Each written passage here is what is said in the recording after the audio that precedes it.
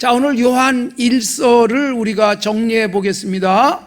요한 사도가 세 서신을 썼습니다. 요한 1서, 2서, 3서 세 번에 걸쳐서 편지를 썼고, 2서와 3서는 매우 짧지요. 그 밖에도 요한 복음을 썼고 요한 계시록을 썼습니다. 요한 복음은 우리에게 예수님을 소개해서 영생을 얻게 하기 위한 목적 속에서 기록을 했고, 요한 사도의 1서, 2서, 3서의 서신은 삶을 다루고 있어요. 어떻게 더 거룩한 하나님의 구원받은 영생을 얻은 자의 삶을 살 수 있을 것인가, 그것을 가장 중요하게 강조한 것이 사랑입니다. 그리고 요한 계시록은 이 땅을 살면서 힘들고 어려운 일이 많다. 당시에 요한 사도가 복음을 전할 때는 예수 믿는 것 때문에 감옥에 갇히고 예수 믿는 것 때문에 유배를 가기도 하는 그런 상황이었습니다마는, 그럴 때 하나님 나라 바라보고 끝까지 승리하자라는 내용의 말씀을 요한계시록을 통해서 주시고 계시는 것입니다. 자, 그러면서 요한 1서 편지를 쓰는 이유를 기록을 해주고 있습니다. 여기저기서 언급을 해주고 있는데, 우선 1장 3절에 보면 이 요한 1서를 기록하는 것은 우리가 서로 사귐이 있게 하기 위함이다. 여러분, 사귐, 교제. 그러니까 요한 1서를 보내면서 예수님이 사랑이시다, 하나님이 사랑이시다, 우리가 사랑으로 서로 하나가 되자, 교회 공동체의 사귐을 강조했습니다. 또 하나 1장 4절에 보면 이 말씀을 읽으면서 사랑하면서 기쁨이 충만하도록 하기 위한 것이고, 그 다음에 또 2장 1절부터 2절까지에 보면 내가 이것을 너희에게 쓰는 이유는 죄를 범하지 않게 하려 합니다 그랬어요. 그래서 요한 1서를 읽으면서 우리가 죄를 범하면 안 되겠구나, 이런 다짐을 하라는 것입니다. 왜 그런가 하면, 우리가 하나님의 사랑을 받는 사람이 사람에 대해서 사랑을 하면 죄를 짓지 않습니다. 여러분, 왜 죄를 짓습니까? 사랑하지 않기 때문에 죄를 짓는 것인데, 그래서 우리가 이 요한 1서에 나오는 사랑이라는 주제를 가슴에 담고 실천하면 죄를 짓지 않는다. 여러분, 요한 1서를 읽으면서 굉장히 고민이 되는 구절이 있습니다. 3장 9절에 보면 하나님께로부터 난 자마다 죄를 짓지 아니한다 그랬고, 5장 18절에도 하나님께로부터 난 자는 다 범죄하지 아니하는 줄을 우리가 아노라. 여러분, 3장과 5장에 나오는 말씀인데, 하나님으로부터 난 자, 즉 예수 믿고 구원 얻은 사람이라면 죄를 짓지 않는다, 그렇게 되어 있어요. 여러분, 이게 무슨 말씀일까요? 여러분, 예수 믿고 신앙생활하면서 한 번도 죄를 짓지 않았다, 그렇게 말할 수 있을까요? 이게 무슨 의미일까요? 여러분, 요한 1서를 통해서 우리에게 보여주고 있는 중요한 말씀은, 정말로 주님을 사랑한다면 죄 짓지 않기 위해서 애씁니다. 왜 그런가 하면 대부분의 죄가 사람을 사랑하지 않아서 생기는 일이에요. 돈을 사랑하고 또는 다른 욕심을 가슴에 품기 때문에 생기는 일인데, 하나님의 사랑을 알고 이웃을 사랑하면 이런 욕망 때문에 사람에 대해서 죄 짓지 않습니다.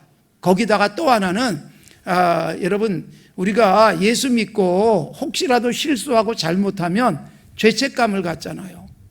그런데 이것 없이 계속해서 죄를 짓고 있다면 심각한 사람이에요. 구원받지 못한 사람일 가능성이 있다, 그런 말입니다. 신약 성경이 기록된, 그를 기록할 때 사용한 헬라어에는 현재 진행형이 없습니다. 그래서 이 말씀은 사실은 현재 진행으로 해석을 할 필요가 있어요. 하나님께로부터 난 자마다 끊임없이 죄를 짓진 않는다. 죄를 짓고 회개하고 반성하고 또 바로잡기 위해서 애쓰고, 그리고 더 성숙해지면, 사랑이 점점 내 가슴속에 많아지면 결국 죄 짓지 않는다. 그래서 우리가 죄를 짓는 이유는 뭐냐? 사랑하지 않기 때문에 그래요. 사랑은 하나님을 향한 사랑과 이웃을 향한 사랑인데, 정말로 하나님을 사랑하면 하나님이 원하시는 것 하잖아요. 사람을 사랑하면 사람에게 못된 짓 할 수가 없어요. 그래서 죄 짓지 않는다라는 말씀입니다. 요한 1서를 통해서 사랑이 우리의 삶을 거룩하게 만든다라는 말씀이고, 또 하나는 4장 13절에 나오지만 요한 사도가 가장 강조한 것 중에 하나가 영생입니다. 여러분, 누가복음에는 구원이라고 되어 있는 말씀이 요한복음에는 영생으로 대부분 기록되어져 있습니다. 이게 뭐냐면 구원의 결과가 영생이에요.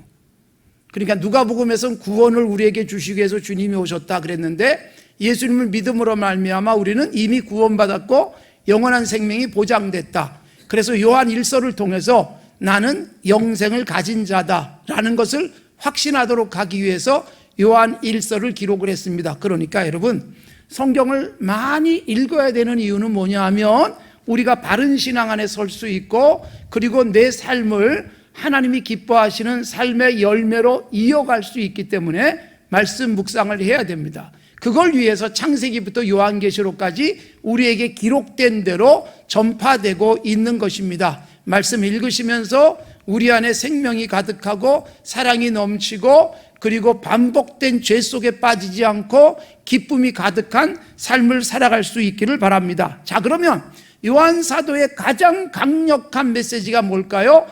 요한복음, 또 요한 1서, 2서, 3서, 그리고 요한계시록까지 읽으면서 우리가 빼놓을 수 없는 메시지는 사랑입니다. 우선 요한 사도가 자기 자신을 뭐라고 묘사하고 있는가 하면, 요한복음에서 요한이 자기를 쓰면서 요한이라고 3인칭으로 쓰지 않습니다. 요한 사도가 자기 자신을 표현할 때는 예수님께서 그가 사랑하시는 자가 예수에게 의지하여 누워있는데 그에게 이런 말씀을 하셨다, 뭐 이렇게 되어 있어요. 그러니까 요한 사도는 자기 자신을 예수님이 사랑하시는 자 이렇게 묘사하고 있습니다. 이게 요한복음 13장, 19장, 20장, 21장 등에 계속 나오고 있습니다. 그러니까 요한 사도는 유난히 예수님의 사랑을 많이 느낀 사람이에요.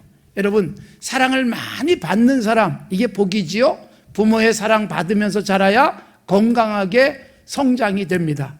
부부가 사랑을 많이 느껴야 건강한 관계를 이어갑니다. 그리고 부모에게 사랑받고 남편, 아내의 사랑을 늘 느끼고 살아가는 사람은 일상 속에서 건전한 인간관계를 유지하며 살아갑니다. 그래서 여러분, 요한 사도는 예수님의 제자였지만 예수님이 무섭고 예수님이 그냥 나를 가르쳐주는 선생님 그 정도가 아니라 나를 사랑해 주시는 분, 이렇게 느낀 거예요. 여러분, 하나님이 나에게 어떤 분일까요? 하나님이 나를 사랑하는 분으로 많이 경험되는 은혜가 있길 바랍니다. 창세기부터 요한계시록까지 가장 중요한 주제가 뭘까요? 하나님의 사랑이에요. 그래서 그것을 한마디로 요약한 것이 요한복음에 나오잖아요. 요한복음 3장 16절, 하나님이 세상을 이처럼 사랑하사 독생자를 주셨다. 그래서 그를 믿으면 멸망하지 않고 영생에 이른다. 이것이 성경 전체의 주제와 같습니다. 하나님은 우리를 사랑하시는 분. 그래서 여러분, 하나님이 어떻게 느껴지십니까? 요한 사도는요, 예수님을 생각할 때마다 날 사랑해 주시는 분. 그래서 자기 자신을 뭐라고 지칭해요?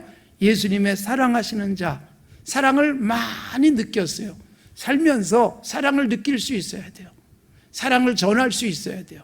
가장 행복한 세상은 사랑하는 세상이에요. 가장 행복한 부부는 좋은 집에 사는 게 아니잖아요. 사랑하며 살아가는 거예요. 가장 행복한 가정은 부모의 사랑을 느끼고, 그리고 부모의 사랑에 고마워하는 자녀들이 서로 하나가 되어져 있을 때 행복한 가정이지 않겠습니까? 그래서 요한 사도는 사랑을 많이 강조했고, 그래서 요한 사도가 말씀하고 있는 요한복음의 핵심 메시지가 성경 전체의 주제가 된 거예요. 사랑이 요한 사도의 핵심 메시지입니다. 여러분, 나와 하나님과의 관계 어떻게 우리는 간단하게 요약할 수 있을까요? 요한 사도는 자기 자신을 주님이 사랑하시는 자 이렇게 썼어요. 나에 대해서 뭐라고 쓰겠어요? 주님이 속상해하는 사람일 수도 있잖아요. 주님이 안타까워하는 사람일 수도 있잖아요.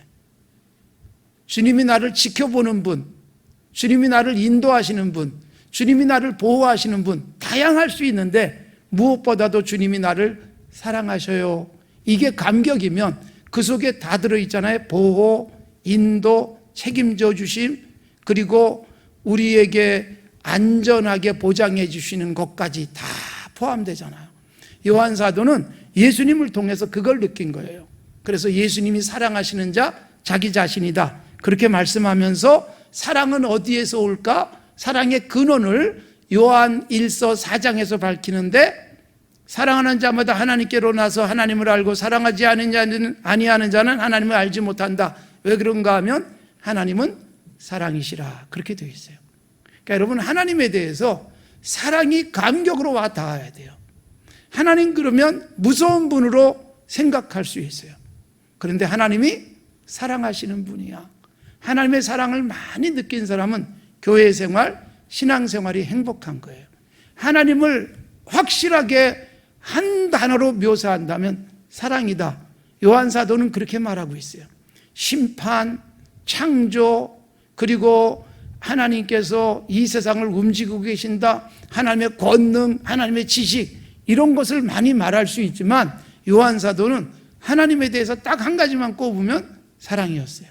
여러분, 우리가 하나님에 대해서 사랑이신 하나님, 내 가슴속에 사랑을 주시고 지금도 나를 품어주시는 따뜻한 분, 이렇게 느끼면 신앙생활이 행복하고 일상의 삶이 우리에게 기쁨이 되어질 것입니다. 그래서 하나님은 사랑이신데, 사랑이신 그분이 우리에게 주신 계명이 뭘까요? 사랑이에요, 사랑. 하나님이 죄인인 인간들을 하나님의 자녀 삼아 주셔서 이거 하나만 해라, 그게 뭐냐? 사랑이에요. 그래서 성경은 가장 큰 계명이 뭐냐? 하나님의 사랑, 이웃 사랑. 이것이 구약의 율법에도, 그리고 예수님이 오셔서 하나님의 계명을 정리하면서도, 바울 사도가 하나님의 율법을 정리하면서도 딱 한 가지, 사랑으로 정리해주고 있습니다. 가장 큰 계명, 하나님의 사랑, 이웃 사랑. 사랑은 율법의 완성, 로마서 13장. 그래서 여러분, 우리가 사랑하면 하나님의 은혜 안에 살아가는 사람임을 증명할 수 있다. 교회, 진정한 교회인가? 들어와 보면 뭘 느낄 수 있어야 돼요? 사랑이 넘쳐요. 그러면 참된 교회의 모습이에요. 저 사람이 정말 예수 믿는 사람인가? 무엇을 통해서 알 수 있어요? 저 사람 곁에 가까이 가면 사랑이 느껴져요. 그러면 정말 예수 믿는 사람이에요. 그래서 요한일서 2장 10절에 보면 형제를 사랑하는 자는 빛 가운데 거한다. 빛 가운데 거한다는 말은 무슨 말일까요? 이것이 예수 그리스도가 빛이잖아요. 그러니까 예수님의 사랑을 알고 예수님 안에 살아가는 사람이 바로 빛 가운데 살아가는 사람이고, 빛 가운데 살아가는 것을 증명하는 방법이 뭐예요? 사랑이에요, 사랑. 사랑하면, 그러면 정말 하나님의 자녀다, 빛 가운데 살아가는 사람이다. 3장 15절에 보면 이렇게 돼 있어요. 참 끔찍한 말씀인데, 형제를 미워하는 자는 살인하는 자, 그렇게 돼 있어요. 미움과 살인을 같이 엮어주고 있습니다. 미움이 살인으로 이어진다. 여러분, 정말 살인을 하진 않아도 미움을 많이 받는 사람은, 아까 말씀드렸죠, 아버지에게서 사랑을 받는 사람은 행복해요. 근데 한 번도 아버지에게서 사랑을 느껴본 적이 없어요. 죽은 것처럼 사는 거예요. 자녀를 키우면서 자녀에게 생명력을 불어넣고 자녀가 자신 있게 살게 만들고 자녀들로 하여금 생동감 넘치는 삶을 살게 만드는 방법은 아버지가 돈을 많이 주고 필요한 것 다 해줘서 되는 게 아니에요. 사랑이에요, 사랑. 그러면 자신 있게 살아요. 아버지의 사랑을 받는 사람, 부모의 사랑을 받는 사람, 가슴을 활짝 펴고 살아가요. 집에 들어가면 늘 부모에게 구박받고, 그래서 주눅 들고 어디 가도 자신감이 없는 그런 모습은 사랑의 결핍입니다. 사랑이 우리로 하여금 사람과의 관계 속에서 기쁨을 누리게 만드는 것이고, 사랑해 주지 않으면 죽어요. 사랑해 주지 않으면 생명력을 잃어요. 여러분, 내 가슴 속에 정말 사랑이 있으면 내가 해주지 못하는 게 안타깝지, 있으면 잘 해주고 싶은 그런 마음이 있기 마련입니다. 그래서 말과 혀로만 사랑하는 건 사랑이 아니다. 행함과 진실함으로 사랑하자. 3장 18절인데 행함과 진실함으로 사랑하기 위해서 필요한 게 뭘까요? 재물이에요. 돈. 3장 17절. 세상의 물질을 가지고 형제의 궁핍함을 보고도 도와줄 마음을 막으면 사랑이 어찌 그 속에 있는 것일까? 그래서 여러분, 정말 사랑은요, 물질을 쓸 줄 압니다. 그래서 우리가 하나님을 사랑할 때 하나님을 사랑하는 표현으로 하나님 앞에 물질을 드리는 거예요. 그런데 그 물질이 하나님 앞에 드려지면 교회가 세상 사람들을 사랑하는 방법으로 물질을 가지고 공부도 시키고 밥도 먹이고 세상을 따뜻하게 만들어가요. 희망을 만들어줘요. 그게 재물이에요. 재물이 갖고 있는 힘이 있어요. 예수님이 마태복음에서 말씀하셨지만 하나님과 재물을 겸하여 섬길 수 없다. 이게 무슨 말일까요? 재물이 하나님 같은 위력을 가질 수가 있어요. 그래서 재물은 굉장히 중요한 거예요. 사랑을 할 때 뭐 돈이 있어야 사랑하는 게 아니야. 마음이 중요하지. 그렇지만 여러분 마음이 있으면 없는 돈도 만들어냅니다. 사랑하니까 여러분 돈을 쓰면서 아깝지가 않은 거예요. 나는 굶으면서도 당신 입에 들어가는 것 때문에 행복한 게 사랑이에요. 그래서 재물을 가지고 사랑하는 것은 매우 중요한 것입니다. 자, 그래서 17절에 이렇게 돼 있어요. 사랑을 하게 만드는 중요한 감각이 있는데 누가 세상의 재물을 가지고 형제의 궁핍함을 보고도 그렇게 돼 있어요. 여러분 본다는 것은 우리에게 있어서 감각 중에 하나예요. 시각을 가지고 봐요. 하나님이 많은 것을 보게 하는데 보면 마음에 생각이 들어요. 불쌍하다, 안타깝다, 따뜻하다, 기쁘다, 행복하다. 보는 건 그래서 중요한 거예요. 잘 보는 게 그래서 필요한 부분이죠.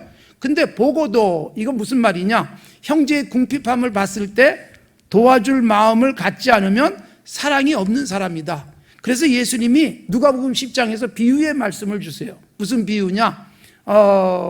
우리에게 흔히 알려져 있는 사마리아 사람의 비유예요. 선한 사마리아 사람, 굿 사마리탄. 그래서 그런 국제적 기구도 만들어져 있잖아요.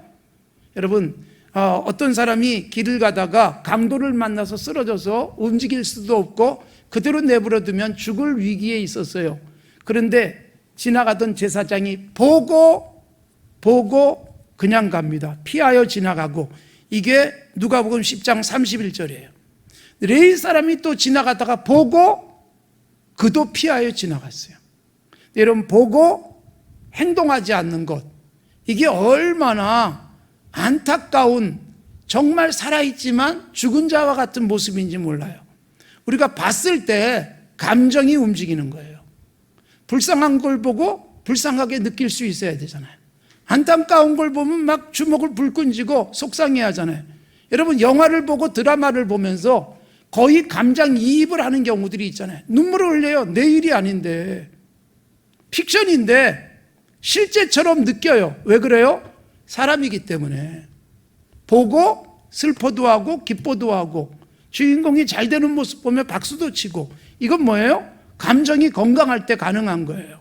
그러니까 보고 어떻게 반응하느냐가 중요한데, 여러분 제사장도 레위 사람도 보고 피하여 지나갔는데 지나가던 사마리아 사람이 보고 불쌍히 여겨, 마음이 움직여요. 그 다음에 가까이 가요. 물리적 행동이 나와요. 그 다음에 포도주를 상처에 부어요. 이게 당시는 소독 또 치료제로 쓰여질 때였어요. 그리고 기름을 부어요. 올리브 기름. 그래서 잘 싸매가지고 자기 짐승에 태워서 그래서 긴급 구호를 해주고 그를 끝까지 책임지겠다는 약속도 하는 모습이 예수님의 비유 속에 나와요. 보세요.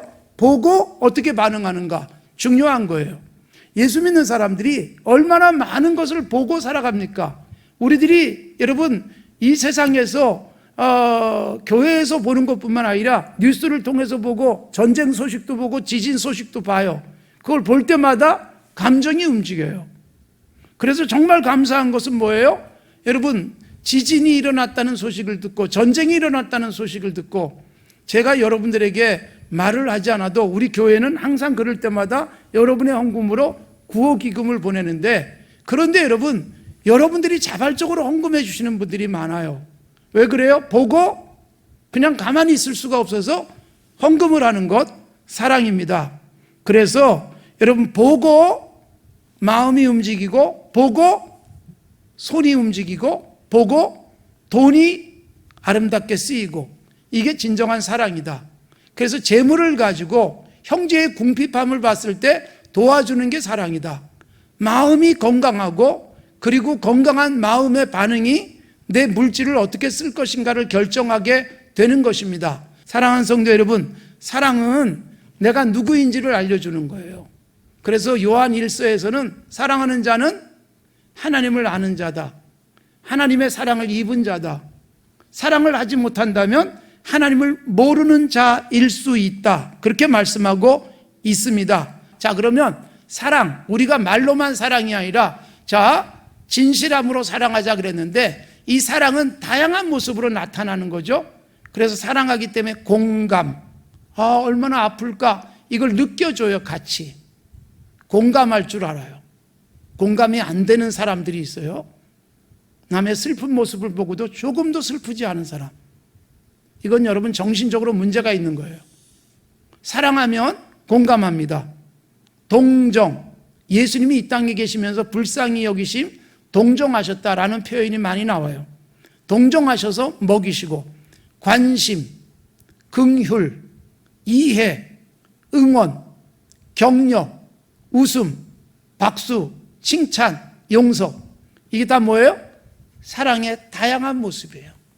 따뜻하게 손잡아주고, 힘들 때 등 두들겨주고, 안아주고, 이게 사랑이에요. 그러니까 사랑은 우리가 말 간단하게 사랑이라고 표현되고 있지만 이게 여러분 다양한 모습으로 나타나는 거예요. 당신의 아픔에 내가 같이 아파해주고, 당신의 기쁨에 내가 같이 기뻐해주는 것, 이게 사랑이잖아요. 예수님이 이 땅에 오셔서 그걸 하신 거예요. 우리가 힘들 때 예수님이 막 안타까워하시고, 우리가 눈물을 흘릴 때 예수님도 우셨어요. 이게 예수님이 오셔서 하신 일이고 그걸 사랑이라고 우리에게 가르쳐 주신 것입니다. 그리고 사랑하기 때문에 당신의 모자람을 채워주고 배고픈 사람들을 먹이시고, 이게 주님이 보여주신 사랑이잖아요. 사랑은 다양한 모습으로 나타나는 것입니다. 한 가지 방법만 가지고 사랑하는 건 아니잖아요. 관심을 가지고 격려해주고, 때로는 문자해주고, 때로는 전화해주고, 때로는 찾아가서 웃어주고, 손잡아주고, 이런 것도 사랑이란 말이에요. 그렇게 하다 보니까 내 시간을 쓰고 돈을 쓰고 힘을 쓰면서 응원을 해줘서 누군가가 희망을 갖게 만드는 것, 이게 사랑이죠. 예수 그리스도 안에 산다면 이 사랑이 있어야 된다. 그래서 교회는 지금도 계속해서 저 북녘 땅에 대한 우리의 사랑을 표현하려고 애쓰고, 그리고 IT에 라오스에 끊임없이 베풀고 나눠주는 건 뭐예요? 사랑을 그렇게 표현하는 거예요. 그래서 그들이 교회가 이렇게 해준 거야, 예수 믿는 사람들이 이렇게 해준 거야, 그걸 통해서 하나님의 사랑을 느끼게 만들어주는 거예요. 그 사랑을 끊임없이 우리가 이 땅에 드러낼 수 있는 건강한 교회여야 되고 건강한 하나님의 사람들이어야 함을 말씀하고 있습니다. 사랑하는 사람이 정말 하나님을 아는 사람입니다. 사랑이 없으면 하나님을 모르는 자, 하나님을 믿지 않는 자, 빛이 그 속에 거하지 않는 사람이라고 요한 사도는 단호하게 말씀하고 있어요. 사랑하는 성도 여러분, 주님의 사랑을 많이 느끼시면서 내가 받은 사랑을 누군가에게 나눠주기 위해서 우리 교회 공동체를 통해서 끊임없이 좋은 일 합시다. 제가 계속해서 그런 일들을 여러분들에게 제시하는 거예요. 여러분들이 헌금한 것 가지고 그렇게 쓰고 그 기쁨을 나누고, 누군가의 미래를 열어주고 공부시켜주고, 누군가에게 옷이 되어주고, 누군가에게 밥이 되어주고, 누군가에게 희망이 되어주는 건강한 교회의 모습, 이게 바로 사랑입니다. 사랑하는 성도 여러분, 우리 안에 사랑이 가득한 따뜻한 삶을 갖고 가는 우리 모두가 되기를 바랍니다.